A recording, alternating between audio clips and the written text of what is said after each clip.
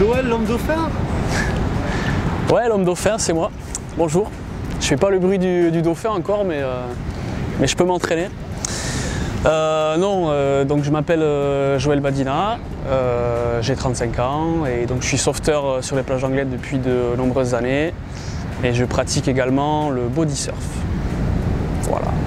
Qu'est-ce que tu peux nous donner comme conseil pour appréhender l'océan? Alors il y a plein de conseils à entendre par rapport à l'océan, notamment quand il est agité comme aujourd'hui.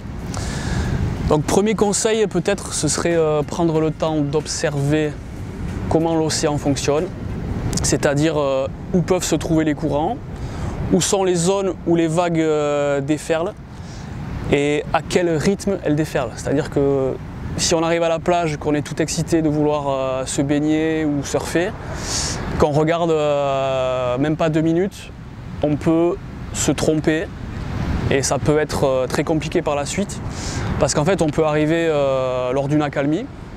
Une accalmie, qu'est-ce que c'est? C'est un temps mort entre deux séries de vagues qui fait que l'océan semble quasi plat ou alors beaucoup moins agité que ce qu'il l'est vraiment. Et donc si vous rentrez dans l'eau à ce moment-là sans savoir que derrière vous allez prendre des vagues de 2,50 m sur la tête, ça peut être très surprenant. Voilà. Là où il n'y a pas de vagues, c'est sécurisé? Des digues? Alors les endroits sans vagues, sur la côte basque et notamment sur le littoral atlantique en général, il faut toujours s'en méfier. Parce que sur des bancs de sable classiques, c'est souvent les zones où il y a des baïnes. Donc c'est là où démarrent les baïnes, donc souvent synonyme de courant qui vous emmène le plus généralement vers le large, ou en tout cas qui ne vous permettent plus de rentrer au bord. Et plus spécifiquement sur Anglette, se méfier des digues parce qu'il y a forcément des courants le long des digues, ce qui fait que malgré que ce soit une zone calme en apparence, c'est les endroits les plus dangereux d'Anglette parce que ça vous emmène directement au fond. Et en plus, vous avez la présence des rochers qui fait que si vous prenez des vagues par la suite proche de la digue, vous pouvez aussi vous blesser dans les rochers.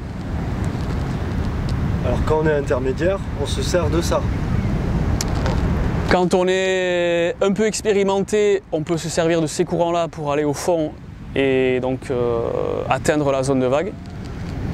Mais il faut le savoir d'abord. Il faut avoir expérimenté avec quelqu'un qui vous montre. Il faut avoir une certaine connaissance.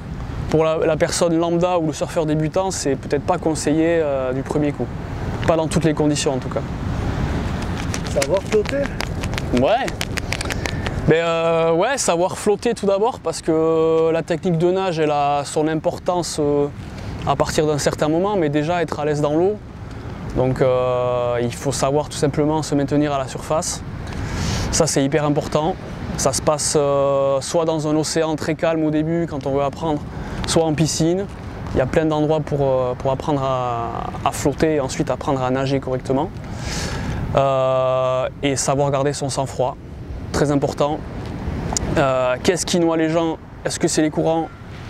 Pas sûr, c'est plutôt la panique qui est induite par la présence des courants.